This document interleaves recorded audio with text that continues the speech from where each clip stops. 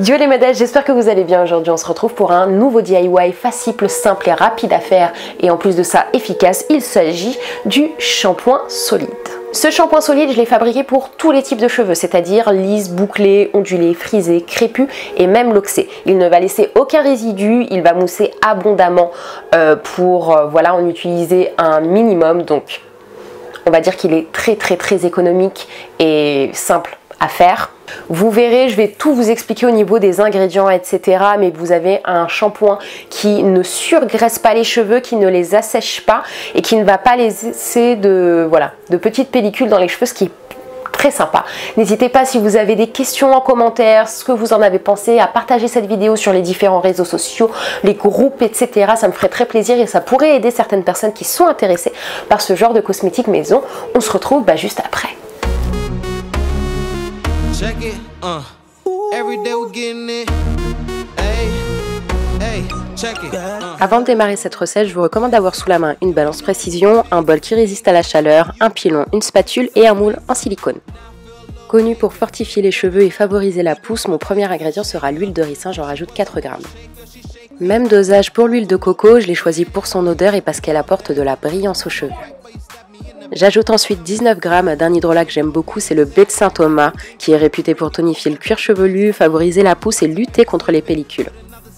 Je mets ma préparation de côté. Pendant ce temps, n'hésitez pas à commencer à faire chauffer votre bain-marie. Je vais peser au préalable mon tensioactif qui est le SCI, je vais le doser à 71 grammes. En fait, c'est un tensioactif qui va vous permettre de créer et de fabriquer ce shampoing solide tout en ayant une mousse très abondante et qu'il soit doux et crémeux pour la peau.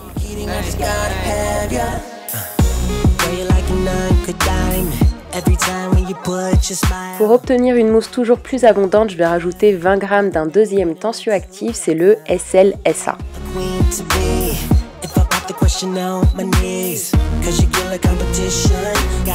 Maintenant que j'ai dosé la plupart de mes ingrédients, je vais pouvoir ajouter mes huiles végétales et mon hydrolat au bain-marie et y rajouter petit à petit mes deux tensioactifs que je vais écraser au pilon afin d'avoir une texture élastique.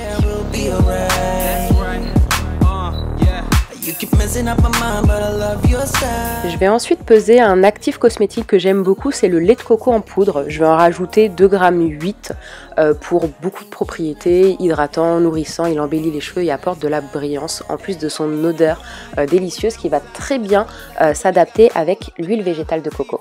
Ma préparation est légèrement tiède, je vais pouvoir ajouter une fragrance que j'aime beaucoup, c'est la fragrance Moria. Je vais en rajouter 4 grammes et écraser toujours avec mon pilon afin de remplir mon moule. Vraiment essayer de tapisser le dessous de votre moule d'abord pour obtenir une belle forme et ensuite vous complétez.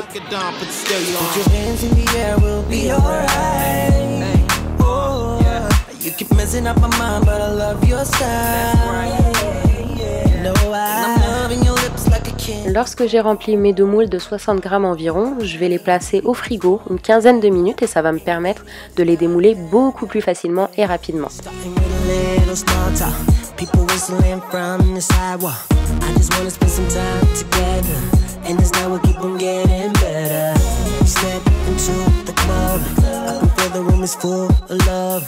Avant de pouvoir les utiliser, je vous recommande de les laisser sécher à température ambiante environ 48 heures et ensuite vous pourrez les utiliser pendant 6 mois.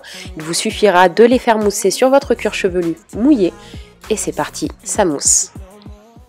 J'espère que cette vidéo vous a plu, n'hésitez pas à me dire ce que vous en avez pensé dans les commentaires. Si vous avez besoin de plus de renseignements, de petites choses là-dessus, je vous ai créé un article sur mon blog, donc juste en bas de cette vidéo, juste là, vous avez la barre de description, je vous ai mis le lien.